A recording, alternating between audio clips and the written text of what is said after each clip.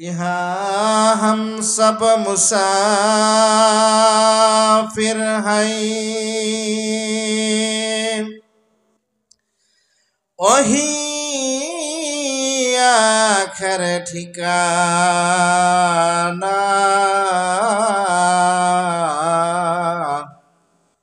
कोई आगे रवाना है, कोई पीछे रवाना। মরণ থেকে যতই পালাও,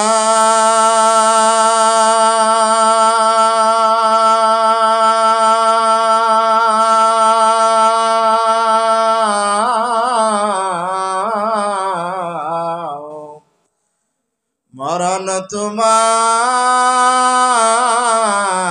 লইবে গিরি।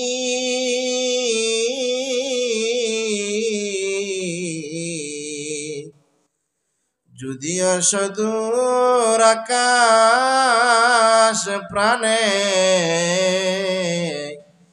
পালাও সেথায় লাগিয়ে সিঁড়ি। নদী পথে নৌকা চালাও, ওরে মাঝি ভাই,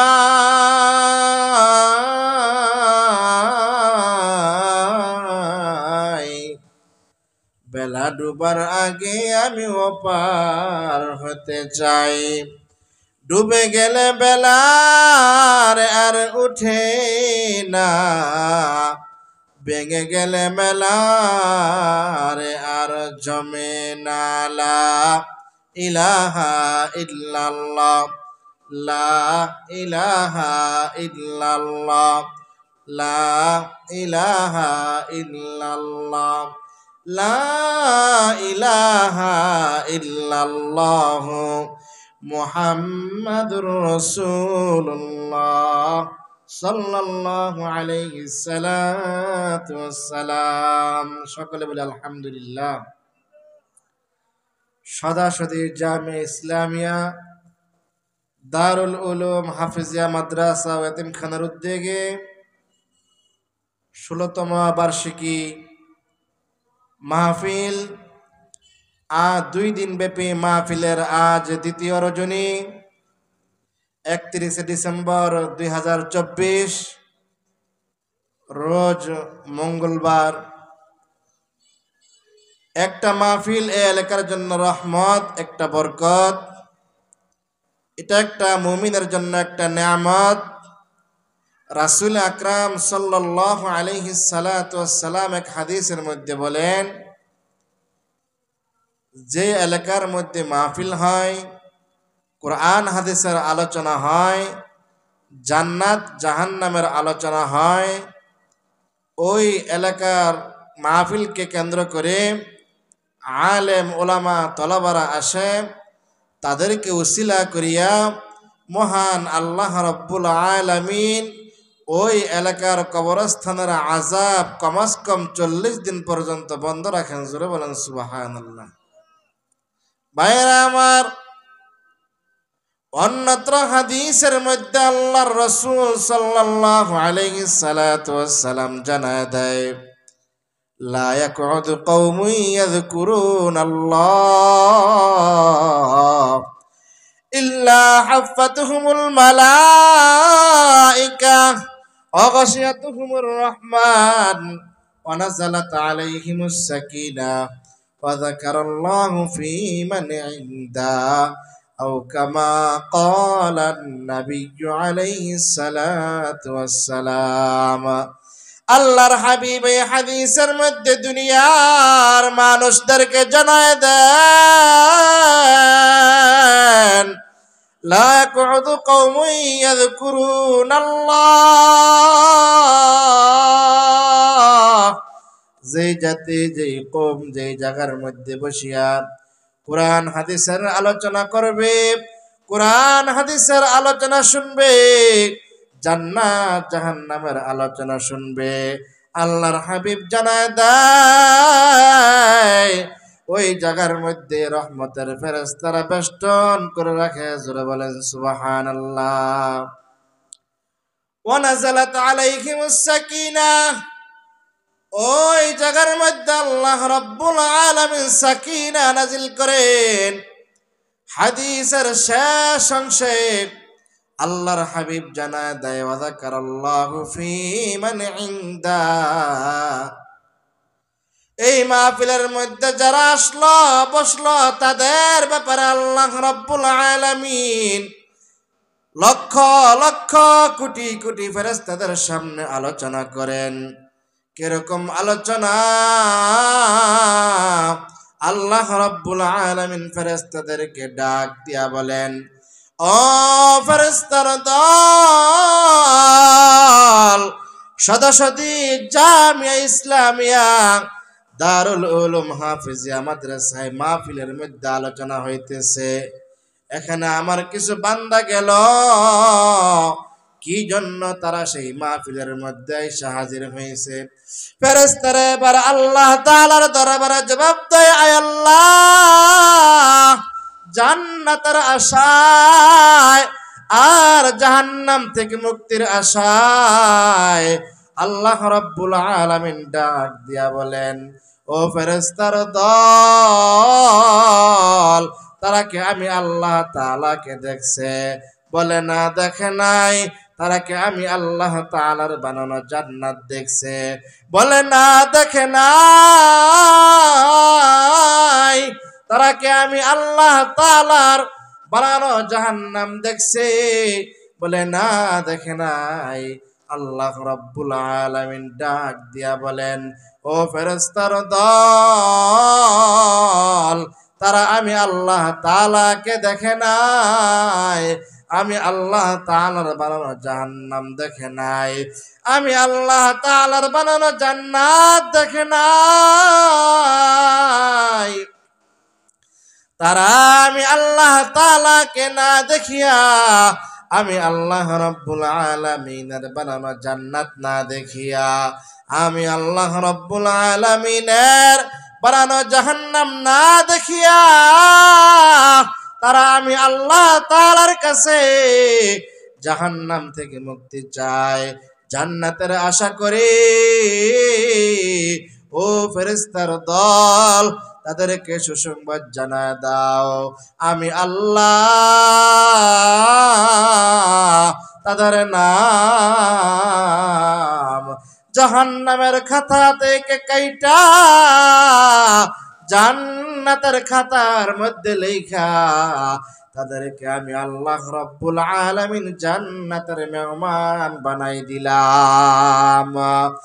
আতিনা ফি দার দুনিয়া না হাসান, আতিনা ফি দার দুনিয়া না হাসান, আতিনা ফি দার উকবানা হাসান, ইয়া গিয়াসাল মুস্তাগিসিন আহদিনা লতিখারা বিল উলুমে ওয়াল গিনা, হর গরিনে देने को तैयार है, जो न मांगे उससे तू बेजार है, या इलाही तू मेरा माबूद है, या इलाही तू मेरा माशूक है, या इलाही तू मेरा रहमान है, या इलाही तू मेरा रहीम है, या इलाही मी कुनत शम्सु कमर, या इलाही मी कुनत शजरु हजर, अल्लाह अल्लाह मी कुनत अर्दु समा, আল্লাহ আল্লাহ মি কুনাদ জাওয়া হাওয়া। জোরে বলেন আল্লাহু আকবার। ভাইরা আমার, আল্লাহর পয়গম্বর মুসা আলাইহিস সালাতু ওয়াস সালাম মালিকের দরবারে ডাক দিয়া বলে, মালিক আপনি আমাকে একটা ওসিয়ত করেন, আল্লাহ রাব্বুল আলামিন ডাক দিয়া বলে, মুসা তুমি তোমার মায়ের সন্তুষ্টি অর্জন করো। মুসা পয়গম্বর আবার ডাক দিয়া বলে, হে দয়ার মালিক আল্লাহ,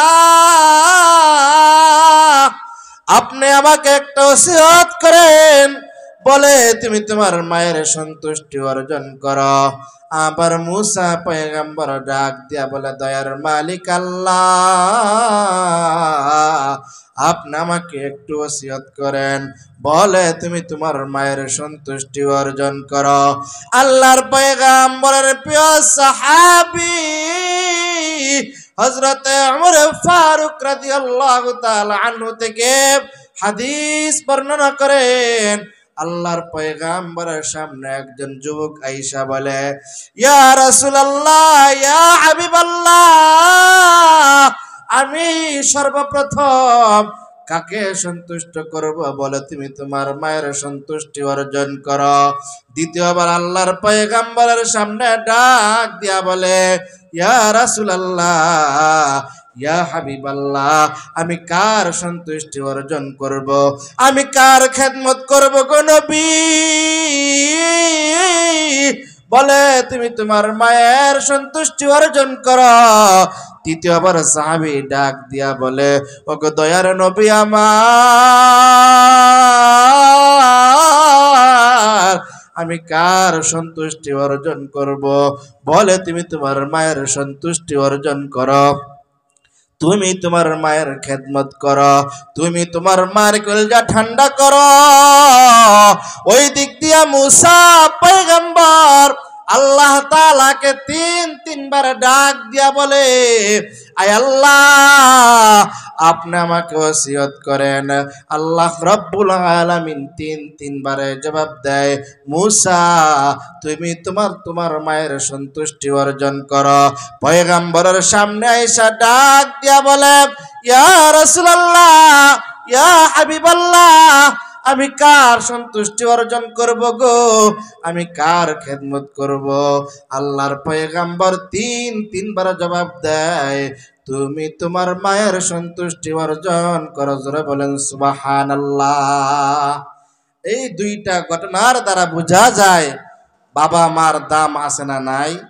জোরে বলেন, আওয়াজ দেন একটু, জোরে বলেন না আছে না নাই? শুধু দাম না, বাবা মার গুরুত্ব যে কি পরিমাণ, এই ঘটনার দ্বারাই বোঝা যায়। মুহতারাম হাজিরিন, আমরা তো বাইজিদ বুস্তামি রহমতুল্লাহি আলাইহির নাম শুনছি নাকি? বাইজিদ বুস্তামি রহমতুল্লাহি আলাই কার দোয়ায় ওলি হয়েছে? মায়ের দোয়ায় কি হয়েছে? ওলি হয়েছে। বাইজিদ বুস্তামি রহমতুল্লাহি আলাই অনেক লম্বা চূড়া ঘটনা।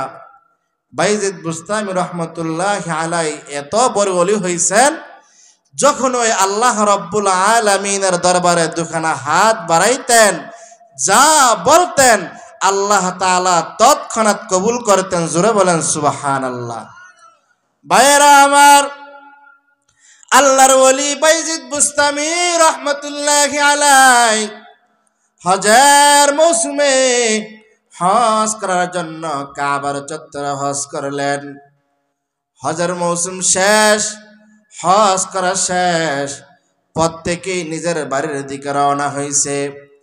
এমন মুহূর্তে বাইজিদ বুস্তামি রহমতুল্লাহি আলাইহির মনটা বাড়ি দিল, আহারে আমাদের হজ কবুল হয়েছে কিনা একটু খবর নিয়ে নেই। আল্লাহর ওলি বাইজিদ বুস্তামি রহমতুল্লাহি আলাইহি, বাইজিদ বুস্তামি রহমতুল্লাহি আলাইহি সিজদার মধ্যে পইরা আল্লাহ তাআলার দরবারে কান্নাকাটি করে আর ডাক দিয়া বলে, হে দয়ার মালিক আল্লাহ, আমার হজ কবুল হয়েছে কিনা, আমার এই বছর যারা হজ করছে তাদের হজ কবুল হয়েছে কিনা। আল্লাহ রাব্বুল আলামিন বাইজিদকে জানায় দেয়, ও বাইজিদ, এই বছর আমি আল্লাহ রাব্বুল আলামিন সকলের হজ কবুল করলাম, শুধু একজন ব্যতীত। জোরে বলেন আল্লাহু আকবার। এ দয়ার মালিক আল্লাহ, মানুষ 1000 বার জিনা করে, লক্ষ লক্ষ মিথ্যা কথা বলে, সুদের সাথে লেনদেন করে, ঘুষের সাথে লেনদেন করে, অন্যের হক মাইরা খায়। আব্বা আম্মা সন্তানের হক আদায় করে না, সন্তান আব্বা আম্মার হক আদায় করে না। গুনার বোঝা মাথায় নিয়ে যদি কাবার চত্বর আইসা আল্লাহুম্মা লাক ভাই বইরে তোমাকে ডাক দেয়, তুমি সবাইকে মাফ করে দাও, একটা লোককে তুমি মাফ না করার কারণ কি? সেই লোকটাকে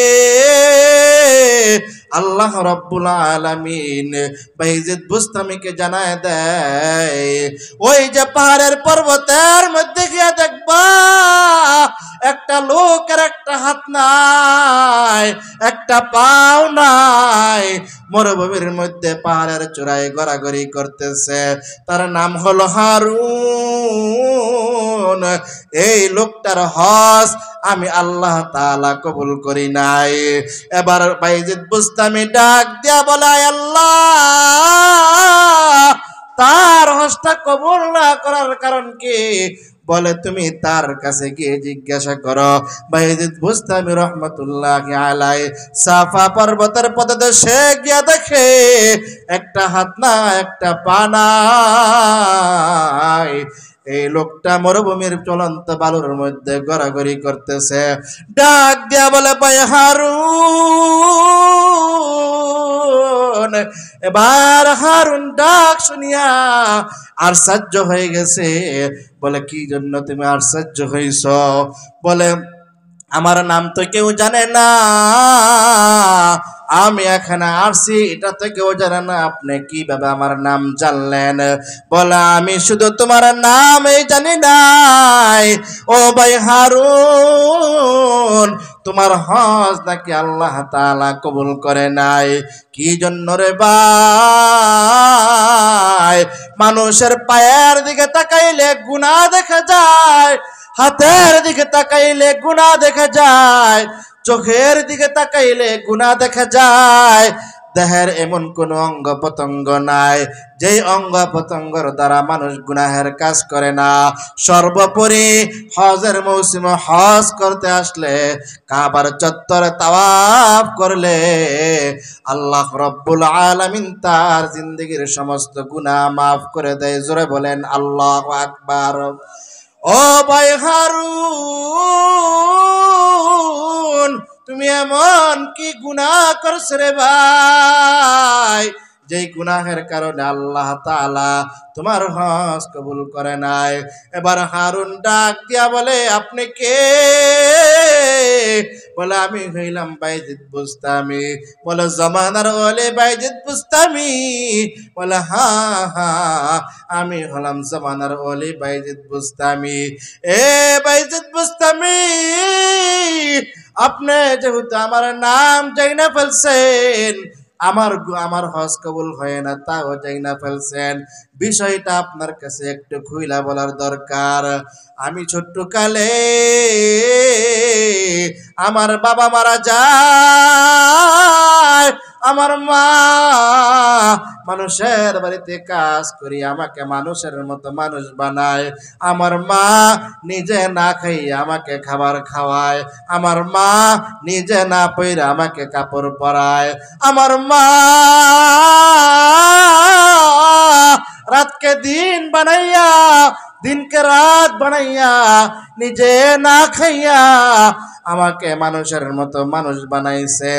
আমি বড় মা ভক্ত একজন সন্তান ছিলাম। আমার বয়স যখন 22 থেকে 22 বছর হইল, আমার মা একদিন আমাকে ডাক দিয়া বলতেছে, ও কলিজার টুকরা সন্তান আমার, আমি তো কিছুদিন পরে মনে হয় মরে যাব, বৃদ্ধ বয়স আমার একটা আশা আকাঙ্ক্ষা। বলে, কি আশা কি আকাঙ্ক্ষা? এবার ওই মা ডাক দিয়া বলে, কলিজার টুকরা সন্তান, তুমি কি আমাকে একটা বউ আইনা দাও, আমি তোমার বিবি সাহেবকে একটু দেখতে চাই, আমি একটু নাইনাতের মুখ দেখতে চাই। সন্তান আর দেরি করে নাই, মায়ের আশা আকাঙ্ক্ষা পুরা করার জন্য সুন্দরী বিবি সাহেব নিয়ে আসছে। একদিন, 2 দিন, 3 দিন, 4 দিন যায়, কলিজার টুকরা সন্তান সকালবেলা কাজের জন্য বের হয়, বিকালবেলা আসে। গভীর রাত্রে বিবি সাহেব কান পরা দেয়, তোমার মা অমুক, তোমার মা তমুক, তোমার মার আচার আচরণ তেমন ভালো না, তোমার তোমার মার আচরণ ভালো না, তোমার মায়ের চাল চলন ভালো না, আমার সাথে কিরকম জানি করে। মাকে ডাক দিয়া বলে, ও মা, তুমি কিন্তু ঘরের মধ্যে থাকতে পারবা না, তুমি নাকি আমার বিবির সাথে খারাপ ব্যবহার করো। ও মা, খবরদার, তুমি কিন্তু ঘরের মধ্যে থাকতে পারবা না, সাবধান করে দিলাম।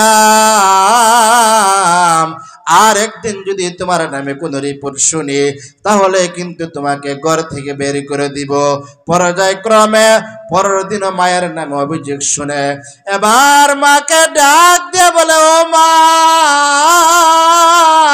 তোমার নামে আবার আমার কানের মধ্যে অভিযোগ আসছে।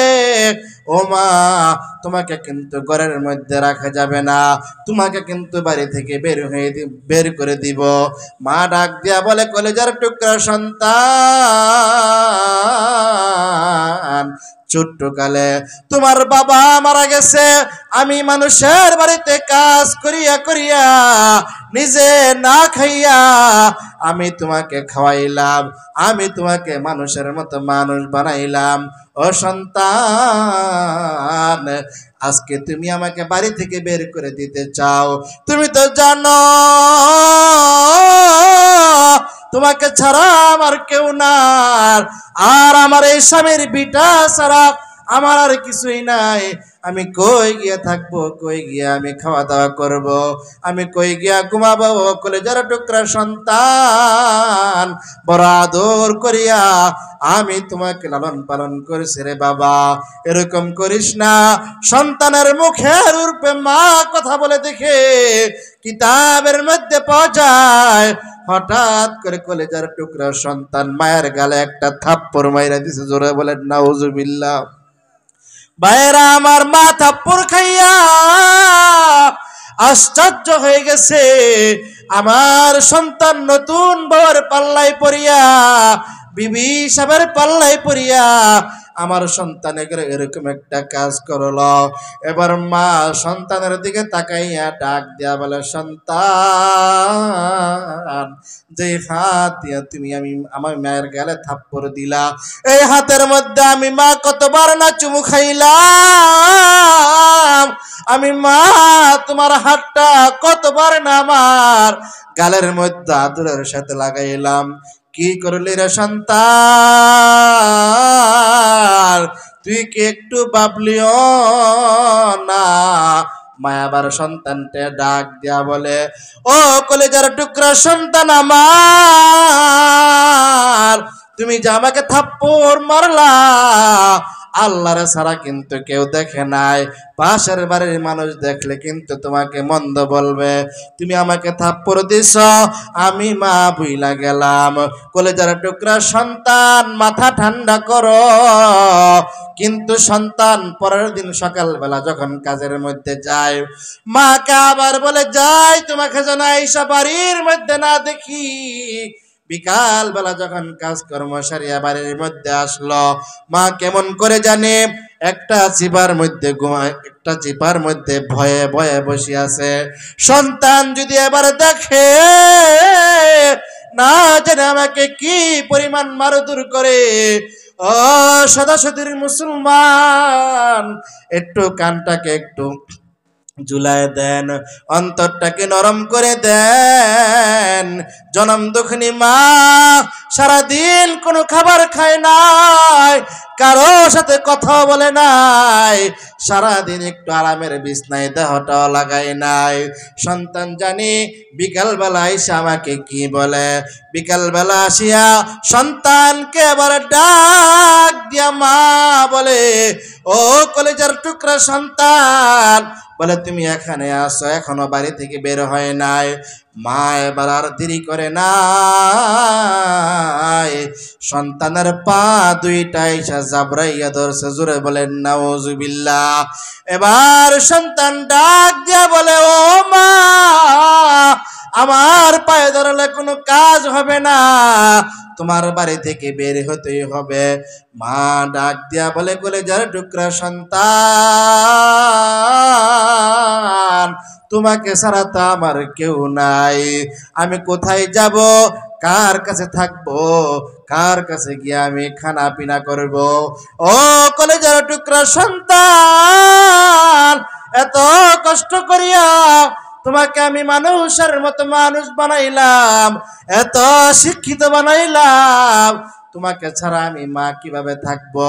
বলে তুমি আমার কাছে থাকার কোনো সুযোগ নাই। মা যখন পা ছাড়ে না, কপাল পোড়া সন্তান আর দেরি করে নাই, কেমন কইরা জানি মায়ের বুকের মধ্যে একটা লাথি মাইরা দিছে, জোরে বলেন নাউজুবিল্লাহ। মা এবার আর সহ্য হয়ে গেছে। আরে কলেজার টুকরা সন্তান, তুমি যে বুকের মধ্যে লাথি মারছ, এই বুক থেকে আমি মা কত মন দুধ খাওয়াইছি আল্লাহ ছাড়া কেউ জানে না। ও কলেজার টুকরা সন্তান, তুমি যখন আমার পেটের মধ্যে আসছিলা, আমি মা একটু ভালো খাবার খাইতে পারি নাই, একটু ভালো কইরা হাসতেও পারি নাই, একটু কান্না করতেও পারি নাই। সংসারের সমস্ত কাজ কর্ম করিয়া আমি তোমার বাবাকে খাবার খাওয়াইয়া, তোমার দাদা দাদিকে খাবার খাওয়াইয়া, পরিবারের সকল সদস্যদেরকে খাবার খাওয়াইয়া বেলা 12টা বাজে আমি মা নাস্তা খাইতে বসছিলাম। যখন আমি এক মুষ্টি ভাত নিয়া, মাত্র তরকারি দিয়া ভাত মাখমু, ভাত গুলা মাখিয়া আমি মুখের মধ্যে তুলমু, এমন ওই সময় কলেজার টুকরা সন্তান আমার কলেজার মধ্যে এমন জোরে লাথি মারছে রে, আমি মা আর খাবার খাইতে পারি নাই। আমি মা খাবার না খাইয়া জায়গায় স্তব্ধ হইয়া বসে রইছি। আবার আমি দুপুরের খাবার তৈয়ার করলাম। দুপুরের খাবার পরিবারের সকল সদস্যদেরকে খাওয়াইয়া আমি মা দুপুরের খাবার বিকাল 5টা বাজে খাইতে বসছি। যখন আমি লোকমাটা মুখের মধ্যে তুলমু, কলেজার টুকরা সন্তান আমার কলেজার মধ্যে মঞ্জুরা লাথি মারছে রে, আমি মা ব্যথায় অচেতন হয়ে গেছি। আমি মা অচেতন হওয়ার পরে আমাকে মাথার মধ্যে পানি ঢালিয়া আমি মাকে কোন রকম সুস্থ করছে। পরিবারের জন্য আবার রাত্রের খাবার পাকাইলাম। রাত্রে পরিবারের সকল সদস্যদেরকে খাওয়াইয়া আমি মা এশারের নামাজ কোন রকম আদায় করিয়া সকালেও খাই নাই, দুপুরেও খাই নাই, রাত্রেবেলা এক মুঠ ভাত নিয়ে খাবার খাইতে বসছি। এমন কলেজার টুকরা সন্তান আমার কলেজার মধ্যে এমন জোরে লাথি মারছে রে, আমি মার ভাত খাইতে পারি নাই। আমি মা কোন রকম হাতটা ধুইয়া আমার আরামের বিছনায় গেছি একটু শুইতে। সকালেও খাবার নাই, দুপুরেও খাবার নাই, রাত্রেও খাবার নাই। পেটের ক্ষুধা নিয়া আরামের বিস্তার মধ্যে একটু আরাম করে শুইতে গেছিলাম। রাত্রে যখন 11টা 12টা বাজে, তখনই আমার কেমন জানে একটু ঘুম ঘুম লাগতেছে। আমি মা একটু ঘুমামো, আমার চোখটা লাগতে দেরি। আমি মার কলিজার মধ্যে আমার সন্তান এমন জোরে লাথি মারছে রে, আমি মার সারা রাতের ঘুম হারাম হয়ে গেছে। জোরে বলেন আল্লাহু আকবার। ও কলেজার টুকরা সন্তান,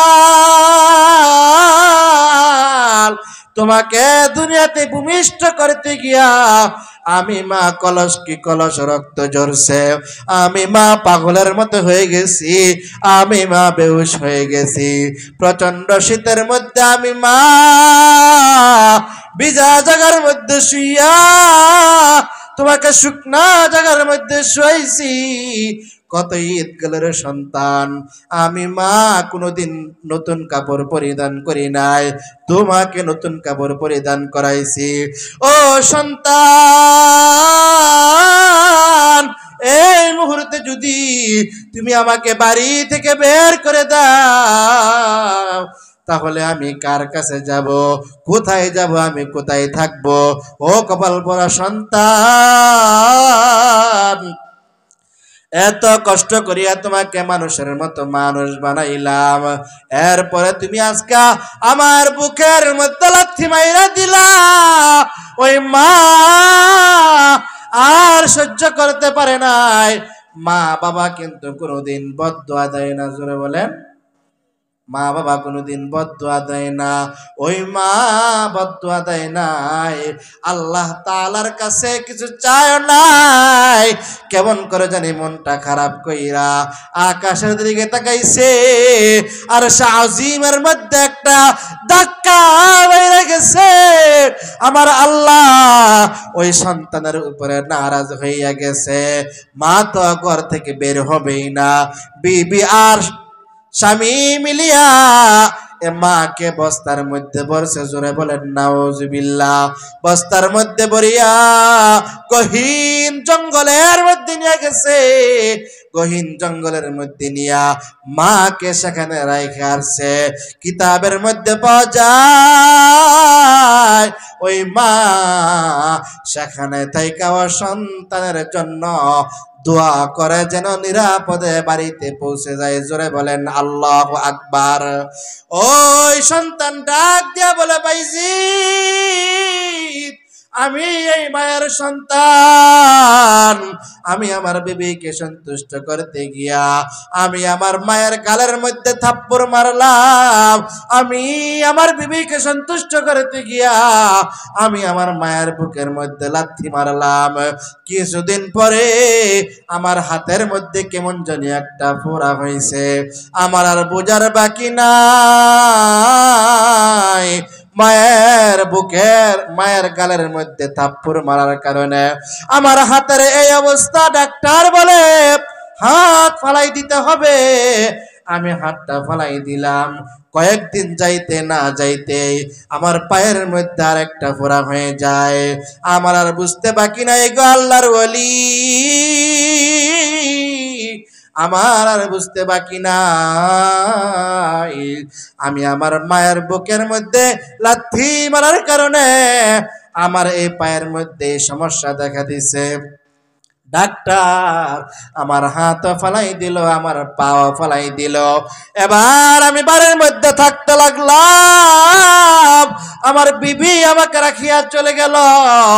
এলাকার মানুষ আমাকে আইসা বলে, ও হারুন, এলাকার মধ্যে থাকার কোনো অধিকার নাই, জমিনের মধ্যে পয়সা থাকার কোনো অধিকার নাই। ও হারুন, তোমাকে আমরা মেরে ফেলবো। এলাকার মানুষের হাতে পায়ে দইরা বলে, আমাকে মারার দরকার নাই, আমাকে একটু জীবন ভিক্ষা দেন, আমার ধন সম্পদ ঘর বাড়ি সব আপনাকে আমার নিয়ে নেন। আপনাদের কাছে একটা অনুরোধ, আমি তো হারতে পারি না, আমাকে একটু কোন রকম বাহনের মধ্যে উঠাই দেন, মক্কার জমিনে ফালাই দেন। তাওয়াফ করতে করতে কাবার চত্বরে ঘুরতে ঘুরতে আমি যেন আল্লাহ তাআলাকে আমাকে ক্ষমা করে দেয়। ইতিহাসের কিতাবের মধ্যে পাওয়া যায় দীর্ঘ 40 বছর পর্যন্ত ওই লোকটা কাবার চত্বরে ঘুরে আর বলে, আল্লাহুম্মা লাব্বাইক লা শারীকা লাকা লাব্বাইক ইন্নাল হামদা ওয়ান নি'মাতা লাকা ওয়াল মুলক। আল্লাহ রাব্বুল আলামিনের দরবারে যখন লাব্বাইক বইলা ডাক দেয়, আল্লাহ রাব্বুল আলামিন জবাব দেয়, লা লাব্বাইক লা লাব্বাইক লা লাব্বাইক। ও হারুন, এই পর্যন্ত আল্লাহ তোমার হজ কবুল করে নাই। আল্লাহ রাব্বুল আলামিন তোমার হজ যেন কবুল করে আমি আল্লাহ রাব্বুল আলামিনের কাছে একটু মুনাজাত করি। কিন্তু বাইজিদ বুস্তামি রাহমাতুল্লাহি আলাইহি উনি হলেন মুস্তাজাবুদ দাওয়া। যখন ওই আল্লাহ তাআলার দরবারে দুখানা হাত বাড়ায়, আল্লাহ রাব্বুল আলামিন বাইজিদ বুস্তামির দোয়া কবুল করে। জোরে বলেন সুবহানাল্লাহ। মকুন সুস্তি দর নামাজে পাঞ্জগানা ফাওয়াইলুল লিল মুসাল্লিন আল্লাযীনা মুমিনারা ই নামাজ এমদাদ দা ইস্তাঈনু আয়াতে কুরআব খা আয়াতে কদ আফলাহা ইয়াদ কুন গৌর কুন্দর মানি আজদিল সাদেকু। বাইরামার বাইজিদ বুস্তামি রাহমাতুল্লাহি আলাইহি মুস্তাজাবুদ দাওয়া। উনি দোয়া করার সাথে সাথে আল্লাহ রাব্বুল আলামিন তার দোয়া কবুল করতেন, তার দোয়া কবুল করতেন। তার মানে বোঝা যায় বাইজিদ বুস্তামি রাহমাতুল্লাহি আলাইহি 5 ওয়াক্ত নামাজের জাগাত 6 ওয়াক্ত পড়ছে। সূরা বলেন, বাইজিদ বুস্তামি কি 5 ওয়াক্ত নামাজের জাগাত 6 ওয়াক্ত পড়ছে? হ্যাঁ, বাইজিদ বুস্তামির জন্য কি দিন কি 24 ঘন্টা ছিল না 12 ঘন্টাই ছিল? জোরে বলেন। বাইজিদ বুস্তামি আমাদের মতো একজন মানুষ, 5 ওয়াক্ত নামাজ জামাতের সাথে আদায় করতেন, রমজান মাসে রোজা রাখতেন। ওনার কিতাবের মধ্যে পাওয়া যায় উনি সারা রাত নফল নামাজের মধ্যে দাঁড়ায় থাকতেন। জোরে বলেন আল্লাহু আকবার। এমনে আল্লাহ রাব্বুল আলামিন বাইজিদ বুস্তামির দোয়া কবুল করতেন না। এমন মুহূর্তে হারুন ডাক দিয়া বলে, ওগো আল্লাহর ওলি, আমার ব্যাপারে আপনি একটু আল্লাহ রাব্বুল আলামিনের দরবারে বলেন, যাতে করে আমার হজটা আল্লাহ তাআলা কবুল করে নেয়, আমাকে আল্লাহ তাআলা মাফ করে দেয়। বাইজিদ বুস্তামি যখন এই হাত উঠাইবে, আল্লাহ রাব্বুল আলামিন ডাক দিয়া বলেন, ও বাইজিদ, সাবধান সাবধান, যে ব্যক্তি মার সাথে খারাপ ব্যবহার করেছে, যে ব্যক্তি মায়ের সাথে এত বড় অন্যায় করেছে, ও বাইজিদ, তার ব্যাপারে তুমি আমার কাছে কোনো আরজি করবা না, তার ব্যাপারে আমার কাছে কোনো দোয়া করবা না। যদি তার ব্যাপারে আমার কাছে কোনো দোয়া করো, তাহলে আমি আল্লাহ কিন্তু তোমার উপরে নারাজ হইয়া, তোমার উপরে অসন্তুষ্ট হইয়া আমি আল্লাহ রাব্বুল আলামিন ওলির খাতা থেকে তোমার নাম কাইটা দেব। জোরে বলেন নাউজুবিল্লাহ। ভাইয়েরা আমার, আমাদের সমাজের মধ্যে এমন সন্তান আসেনি? জোরে বলেন। মনে হয় সদাসদি গ্রামের মধ্যে নাই। এমন সন্তান যদি থাকে, তাহলে আজকেই তওবার মতো তওবা করে আল্লাহ তাআলার কাছে ক্ষমা চেয়ে আল্লাহ রাব্বুল আলামিনের দরবারে তওবাতুন নাসুহা করে আজকেই মাফ চান। আগে আপনার মায়ের থেকে ক্ষমা চান। আল্লাহ তাআলা যদি, আপনার মা যদি আগে ক্ষমা করে, অবশ্যই অবশ্যই আল্লাহ তাআলা আপনাকে ক্ষমা করবেন। মুহতারাম হাজিরিন, এই জন্য মায়ের সাথে কোনো খারাপ ব্যবহার করা, জোরে বলেন, মায়ের সাথে কোনো খারাপ ব্যবহার করা যাবে না। জুরাইজ নামক একজন ব্যক্তি ছিল। জুরাইজ জগৎ বিখ্যাত বুজুর্গ ছিল। জগৎ বিখ্যাত ওলি ছিল। এই জুরাইজের ব্যাপারে একটা কোলের শিশু সাক্ষী দিছে, জোরে বলেন সুবহানাল্লাহ।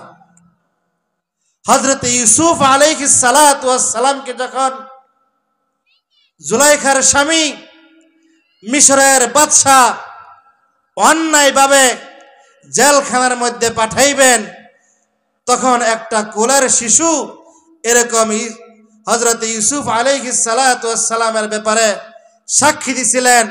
মোট চারজন শিশু, কোলের শিশু এরকম ভাবে সাক্ষী দিছিলেন। এর মধ্যে একজন হলো হযরত ইউসুফ আলাইহিস সালাতু ওয়াস সালামের জামানায়, আরেকজন হলো জুরাইজের ব্যাপারে, আরেকজন হলো হযরত ঈসা মারিয়ামের সন্তান হযরত ঈসা আলাইহিস সালাতু ওয়াস সালাম। জোরে বলেন আল্লাহু আকবার। ভাইরা আমার, জুরাইজ জগৎ বিখ্যাত বুজুর্গ হওয়া সত্ত্বেও ওনার মা ইসলাম ধর্ম গ্রহণ করে নাই। ওনার মা ছিলেন বিধর্মী, ওনার মা বিধর্মী ছিলেন, ওনার মা ছিলেন মুশরিকা। জুরাইজ একটা হজরাখানার মধ্যে এরকম নামাজের মধ্যে দাঁড়াইছে। নামাজ কেমন কেমন করে জানি এক রাকাত পড়ছে। দ্বিতীয় রাকাতের মধ্যে যখন আসছে, মা তো আর জানে না আমার জুরাইজ ঘরের মধ্যে নামাজ পড়তেছে। মা সন্তানকে ডাক দেয়া বলে, জুরাইজ। জুরাইজ এবার মুশকিলের মধ্যে পইরা গেছে। অথচ নামাজের মধ্যে দাঁড়াইলে আল্লাহ তাআলার সাথে সাক্ষাৎ হয়। নামাজের মধ্যে দাঁড়াইলে আল্লাহ তাআলার সাথে সাক্ষাৎ হয়। হযরতে আলী কাররামাল্লাহ মসজিদ নববীর মধ্যে ওযু করতেছেন। হযরত আলী কাররামাল্লাহ যখন এই ওযু করে, হযরত আলী কাররামাল্লাহর দেহটা কেমন কেমন জানি কাঁপতেছেন, চেহারা মলিন হয়ে গেছে। পাশে একজন সাহাবী ডাক দিয়া বলে, ও গো আলী, তোমার বিবি সাহেব কি হযরত ফাতেমা কি অসুস্থ? বলে, না না। হাসান হুসাইন কি অসুস্থ? বলে, না না। তুমি কি অসুস্থ? বলে, না না। আমাদের হাবিব কি অসুস্থ? বলে, না না। ওগো আলী, যুদ্ধের ময়দানে কি সাহাবায়ে কেরাম হেরে গেছে নাকি? কোন সাহাবী কি শহীদ হয়েছেনি? কোন যুদ্ধের ময়দানে গিয়া মুহাম্মদের কোন দল কি বিপদের সম্মুখীন হয়েছেনি? বলে, না না। ওই সাহাবী ডাক দিয়া বলে, ওগো আলী, ফাতেমার শরীর ভালো, হাসান হুসাইন তেমন কিছু হয় নাই, মুহাম্মদের কোনো কিছু হয় নাই, মুসলমানদের যুদ্ধের ময়দানে কোনো কিছু হয় নাই, কোনো সমস্যার সম্মুখীন হয় নাই। আপনার শরীর ভালো। ওগো আলী, আপনার দেহটা কি জন্য কাঁপতেছে? আপনি কি জন্য কাঁপাকাঁপি করতেছেন? আপনার চেহারা কি জন্য মলিন হয়ে গেছে? আপনার চক্ষুগুলা কেমন কেমন জানি লাল হয়ে গেছে? হযরত আলী কাররামাল্লাহ জবাব দেয় না। এই মনে মুহূর্তে হযরত আলীকে বারবার ডিস্টার্ব করতেছে। ওগো আলী, সবাই সুস্থ, মুসলমানরা সুস্থ, আল্লাহর হাবিব সুস্থ, কোন সাহাবায়ে কেরাম কোন বিপদের সম্মুখীন হয় নাই। তাহলে আপনি কি জন্য কাঁপাকাঁপি করতেছেন? হযরত আলী কাররামাল্লাহ ডাক দিয়া বলে, আমি কিছুক্ষণ পরে আমি আমার মালিকের সামনে দাঁড়াবো। জোরে বলেন আল্লাহু আকবার। লা ইলাহা ইল্লাল্লাহ। জোরে লা, সবাই লা ইলাহা ইল্লাল্লাহ।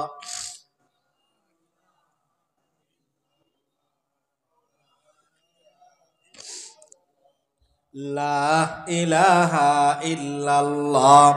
লা ইলাহা ইল্লাল্লাহ। জোরে লা।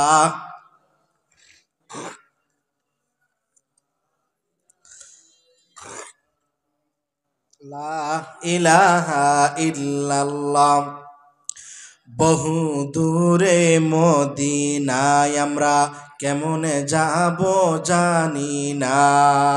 বহু দূরে মদিনায় আমরা কেমনে যাব জানি না। দয়া করে দয়াল আল্লাহ, দয়া করে দয়াল আল্লাহ, পুরাও মনের বাসনা। লা ইলাহা ইল্লাল্লাহ, জোরে লা ইলাহা ইল্লাল্লাহ। লা ইলাহা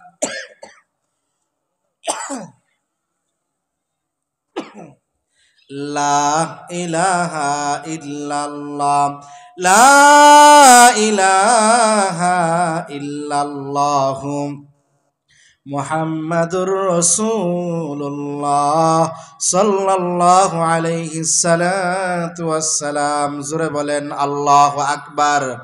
নারে তাকবীর। দিন ইসলাম, দিন ইসলাম। আল কোরআনের আলো ঘরে ঘরে জালো। আলেম ওলামা যেখানে, কোরআন হাদিস যেখানে, গান বাজনা যেখানে, নারে তাকবীর।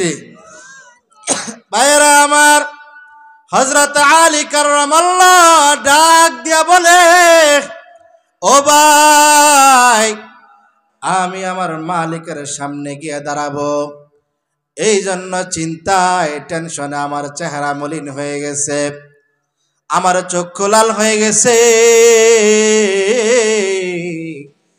আমার মালিকের সামনে আমি কোন মুখ নিয়ে দাঁড়াবো? জোরে বলেন আল্লাহু আকবার। হযরত আলী কাররামাল্লাহকে জিজ্ঞাসা করা হয়, ওগো আলী, আপনি যে আপনার মালিকের সামনে দাঁড়াইবেন, আপনি কি আপনার মালিককে দেখেননি? হযরত আলী কাররামাল্লাহ জবাব দেয়, আমি এমন মালিকের গোলামি করি না, আমি এমন রবের গোলামি করি না, আমি এমন রবের গোলামি করি না যেই মালিককে আমি আলী দেখি না। জোরে বলেন সুবহানাল্লাহ। হিজে কাসদর মুলকে ও আম্বাজুনে, হিজে কাসদর মুলকে ও আম্বাজুনে, औले उरा लहने ने आवाज ने, तू कुजावा सुन्नते अहमद कुजा, बा मोहम्मद कैबुअत नस्बत तुरा, गार शैता मी कुनी नामतोली, गरवली है लानतसते गरवली।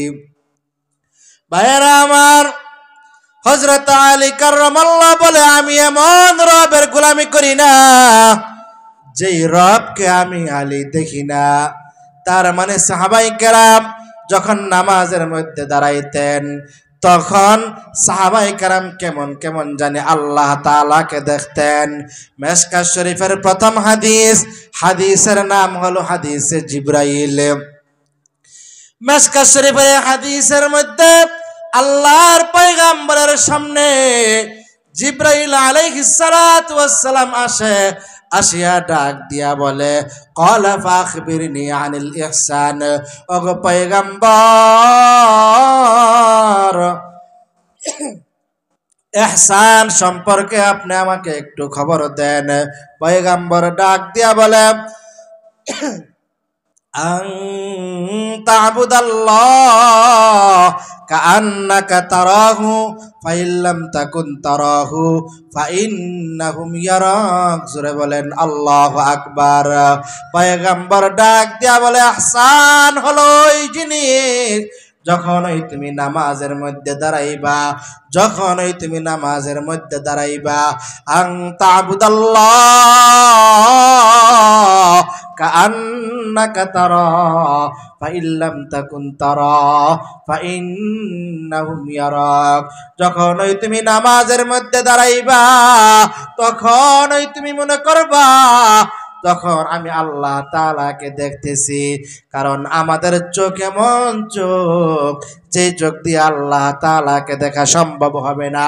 কারণ আমাদের চোখের দ্বারা গুনাহ হয়, সারাদিন বেপরদার গুনাহ, নাফরমানের গুনাহ।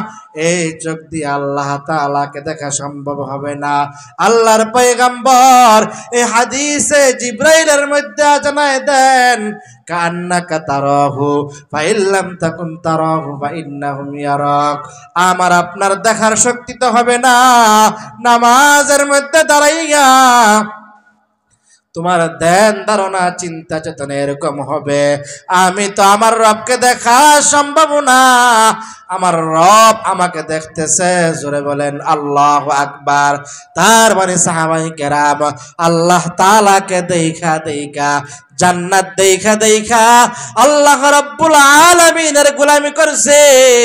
ওই যে জোরাই যে কোন একজন বুজুর্গ ওলি ছিলেন, ওলি কামেল ছিলেন, নামাজের মধ্যে দাঁড়াইছে, এবার মাও ডাক দেয় নামাজ পড়ে, মুশকিলাতের মধ্যে পড়ে গেছে, নামাজের মধ্যে দাঁড়াইয়া কোরআন কারিমে তেলাওয়াত করে আল্লাহর পয়গম্বর জানায় দেয়, এই কোরআন তো শুধু কোরআন নয়, এই কোরআন তেলাওয়াত করা আর আল্লাহ রাব্বুল আলামিনের সাথে কথা বলার সমান। জোরে বলেন সুবহানাল্লাহ। এবার হযরত জুরাইজ এবার মুশকিলাতের মধ্যে পড়ে গেছে। হযরত জুরাইজ নামাজ ছাড়বে না, মায়ের ডাকে সাড়া দিবে, কিন্তু মা তো জানে না নামাজের মধ্যে আছে কিনা।